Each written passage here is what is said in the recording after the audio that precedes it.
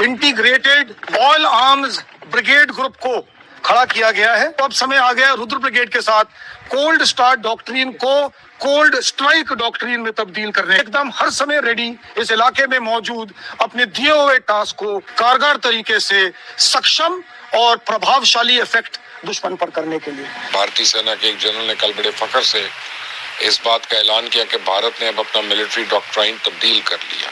भारतीय सेना अब कोल्ड स्टार्ट की बजाय कोल्ड स्ट्राइक के नजरिए पे यकीन रखती है। इंडिया ने बहुत बड़े लेवल पर कुछ ऑपरेशनल तब्दीलियां करके ये मैसेज दे दिया है कि वो इस मर्तबा जंग जो है वो बहुत ही मुख्तलिफ अंदाज में लड़ने जा रहा है। अब वक्त आ गया है कि जो प्राइम मिनिस्टर मोदी ने कहा था कि any act of terrorism would be considered as an act of war, तो मोदी साहब को फौरी तौर पे पाकिस्तान पर हमला कर देना चाहिए। और अगर कोई शक था कि मोदी जो है पाकिस्तान पर हमला नहीं करवाएगा, अब वो शक खत्म हो गया। अब वो करेगा ही करेगा, क्योंकि उसने अब मजीद वॉर नैरेटिव बनाना है, क्योंकि उसको उसका फायदा पहुंचा है। चूहे बिल्ली की तरह भाग रहे हैं, मतलब लिटरली फटी पड़ी है, लिटरली कुत्ते बिल्ली की तरह भाग रहे हैं। मौत अब आई, यहां से आई, यहां से आई, यहां से आई।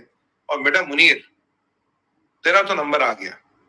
तू किसी का भी इंच मैन हो, तूने किसी से भी पैसे ले रखे, तेरा तो नंबर आ गया। आपने इस वक्त जो है मोदी की हुकूमत बना डाली है, और जो भी आदमी लगाए हैं आपने पावर उसमें फौज में जो बड़े ओहदे पर फायदे हैं वो यस मैन लगा दिए हैं। भारत का एक जनरल है, उसने आज एक स्टेटमेंट दी है और उसने कहा है कि भाई हमारी रुद्रा ब्रिगेड जो है, अब इंडिया कोल्ड स्टार्ट का डॉक्ट्रिन जो है उसे कोल्ड स्ट्राइक के डॉक्ट्रिन में बदल रहा है।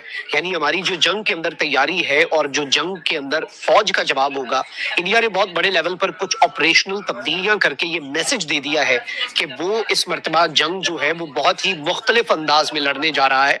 और जंग जो है उसका जो दायरा कार होगा, जंग का जो तरीका कार होगा, वो भी मुख्तलिफ होगा। और ऑब्वियसली आप यही देख लें कि नेवी का बिल्डअप है, फिर एयरफोर्स का बिल्डअप है, सर क्रीक पर नजर है, एलओसी के करीब बंकर्स बनाए जा रहे हैं। और अब नाज़रीन इकराम, सीनियर मिलिट्री कमांडर जो है उसने एक एक्सरसाइज जो हो रही है उस पर खड़े होकर ये बात कही है कि अब हम कोल्ड स्टार्ट का जो डॉक्ट्रिन है उसे बदल के कोल्ड स्ट्राइक जो है उसके डॉक्ट्रिन में कन्वर्ट कर रहे हैं।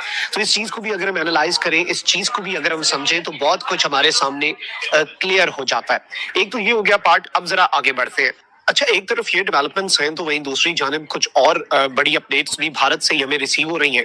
और आपको मालूम है नाज़रीन इकराम कि इससे पहले नई दिल्ली जो है भारत का दारुल हुकूमत, उसके एयरपोर्ट्स के ऊपर जीपीएस जैमिंग और जीपीएस जो स्पूफिंग है उसके कुछ इंसिडेंट्स पेश आते। और ये जो जीपीएस जैमिंग और जीपीएस स्पूफिंग के इंसिडेंट्स हैं, इसकी वजह से इनकी दर्जनों के हिसाब से फ्लाइट्स जो है वो डिले होती है। और अब भारत जो है उसने बाज़ाब्ता तौर पर मुंबई के ऊपर भी एक नोटम जारी कर दिया है और एक वार्निंग जारी की है कि एयरक्राफ्ट जो है जीपीएस इंटरफेरेंस और सिग्नल्स का जो लॉस है वो रिपोर्ट किया जा रहा है। और इस वक्त मुंबई के करीब जो सिमिलर ऑब्जर्वेशंस देखी गई इससे पहले, यानी इस वक्त कुछ ना कुछ अंदर खाते ऐसा हो रहा है, कुछ ऐसी इलेक्ट्रॉनिक वॉरफेयर की टैक्टिक्स जो है उन्हें एक्सरसाइज किया जा रहा है, जिसकी बुनियाद पे हम ये बात कर सकते हैं कि वहां पर जीपीएस के सिग्नल्स जो है वो भी इम्पैक्ट हो रहे हैं। यानी सिविलियन एयरक्राफ्ट जो है, सिविलियन फ्लाइट्स जो है उन पर भी उसका असर पड़ रहा है। एयर ट्रैफिक रूट्स और जीपीएस के सिग्नल्स जो है उन्हें स्पूफ किया जा रहा है। पाकिस्तान के मीडिया को मैं देख रहा था, चूहे बिल्ली की तरह भाग रहे हैं, मतलब लिटरली फटी पड़ी है, लिटरली कुत्ते बिल्ली की तरह भाग रहे हैं। मौत अब आई, यहां से आई, यहां से आई, यहां से आई। और बेटा मुनीर, तेरा तो नंबर आ गया। तू किसी का भी इंच मैन हो, तूने किसी से भी पैसे ले रखे, तेरा तो नंबर आ गया। तू मरियम बंकर में छुप, तू किसी भी बंकर में जा। मैं आपको कह रहा हूं, आज एक और हिंट दे रहा हूं। कुछ लोग का इंटरप्रिटेशन है कि इसमें पाकिस्तान का नाम नहीं था, ऐसा कुछ लोग कहते हैं। है कुछ बुद्धिजीवी हमारे हैं भाई, अभिव्यक्ति की आजादी है। मैं आपको कह रहा हूं, पाकिस्तान का नाम डालने की जरूरत ही नहीं है, हमारी स्टेटेड पॉलिसी है। और मैं बार बार गवर्नमेंट ऑफ इंडिया को एक चीज याद दिलाना चाहता हूं, हमारा अगेंस्ट, हमारा नेशनल सिक्योरिटी डॉक्ट्रिन कहता है अगर हमारे अगेंस्ट केमिकल वेपन्स किसी ने यूज किए, we can even do a nuclear strike against them, we have the right to retaliate with a nuclear weapon. आप जानते हो आईसिस खुरासान ने केमिकल वेपन राइजिन का यूज करना चाहा हमारे अगेंस्ट, और खुरासान और लश्कर तैयबा का टाई अप कराया था मुल्ला मुनीर ने, कराया था नहीं कराया था ये भी आप जानते हैं। लश्कर तैयबा और खुरासान, ये वो कौन सी जगह नाम मेरी भूल रही है पाकिस्तान में, जहां इनके कैंप में लगे, नेम स्लिप मैंने, और पूरा आईएसआई के कंट्रोल में है। ये सराइकी है, कहाँ है वो सराइकी बेल्ट, कहाँ I'm skipping the name. This just skipped my mind. वहां इनके कैंप चल रहे, ISI चला रहा है, ISI इनको खाद पानी दे रहा। अफगानियों ने भी कहा है कि खुरासान को पूरा सपोर्ट, अफगानिस्तान ने कहा कि खुरासान को पूरा सपोर्ट ISI दे रहा, पाकिस्तान दे रहा है।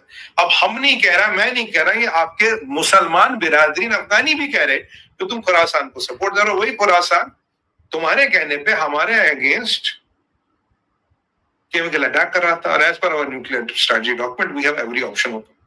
और ये मैं उन पाकिस्तान के ISPR के पिल्लों को कहना चाहता हूँ, सुनो मेरी बात। तुम ये जो टीवी पे ये मोहतरमा को भेजते हो ना कहने के लिए नहीं न्यूक्लियर वेपन यूज करने की चीज नहीं है। Make 32 take it easy, Punjabi में इसका ट्रांसलेट कर देना। मेक 32 टेक इट इजी, इसका पंजाबी में ट्रांसलेट करना, समझ आ जाएगा क्या है। ठीक है, इंग्लिश में बोल रहा हूँ बड़ा सभ्यता से, पंजाबी में ट्रांसलेट करोगे ना तो समझ आना क्या है। हमारे पास हर विकल्प खुला है। और तुम्हारे मुल्ला मुनीर को बोलो, तेरे पास तो कहता पानी रोक दे, न्यूक्लियर बम चलाऊंगा। तेरे बाप अमेरिकन एक्सेस का कंट्रोल दिया तो न्यूक्लियर बम का, न्यूक्लियर बम चलाएगा। अबे 2 टके के जहादी, तू क्या करेगा? अबे अब भी निकल जा पाकिस्तान से। पाकिस्तान में जो पैनिक है, अब मुल्ला मुनीर भाग जाए या उसका कोई काम तमाम कर दे। देखो 2 तरीके पाकिस्तान को डिजास्टर रोकने के लिए। नरेंद्र मोदी 2/3 से ज्यादा सीटें लेने में कामयाब हो गया बिहार इलेक्शन में। और अगर कोई शक था कि मोदी जो है पाकिस्तान पर हमला नहीं करवाएगा, अब वो शक खत्म हो गया। अब वो करेगा ही करेगा, क्योंकि उसने अब मजीद वार नैरेटिव बनाना है, क्योंकि उसको उसका फायदा पहुंचा है। अब वो इस तरह के फॉल्स फ्लैग ऑपरेशन करके अपने लोगों को मारकर और उसकी जिम्मेदारी कुछ टेरर ग्रुप्स के ऊपर डालकर पाकिस्तान पर स्ट्राइक करने की तैयारी हो रही है। तो मैंने आपके सामने सारा मुकदमा इंडियन मीडिया के सामने रखकर एक्सपोज कर दिया कि भारतीय मीडिया खुद कह रहा है कि ये गाड़ी के जरिए ब्लास्ट जो है वो किया गया है और सिक्योरिटी फोर्सेस ने वहां पर स्लीपर डॉग्स जो है वहां पर पहुंचा दिया नौगाम पुलिस स्टेशन में, ताकि ब्लास्ट साइट जो है उसको इंस्पेक्ट किया जाए, जो वहां पर सूरत हाल बनी हुई है। तो ये टेरर एंगल है जो इंडियन मीडिया बता रहा है कि ये टेरर अटैक हुआ है, उसके बाद अमोनियम नाइट्रेट जो है वो फटा है। अब एक तरफ तो ये सूरत हाल है कि भारतीय फौज श्रीनगर के ऊपर निशाने इबरत बन गई है। नमस्कार दोस्तों आप सब जानते हैं इंडियन आर्मी पाकिस्तान के बॉर्डर पर एक बड़ा एक्सरसाइज कर रही है अखंड प्रहार के नाम पे, जहां पर हमारे इंडियन एयरफोर्स और आर्मी मिल करके एक कोऑर्डिनेटेड एक्सरसाइज कर रही है। और इसी दौरान अब हमारे आर्मी जनरल ने ऐलान किया कि भारत एक नया मिलिट्री डॉक्ट्रिन को अडॉप्ट करने वाला है, कोल्ड स्ट्राइक डॉक्ट्रिन, जिसमें भारत पहले से ही तैयार बैठा रहेगा, जब चाहे इंडियन आर्मी अटैक कर सकती है।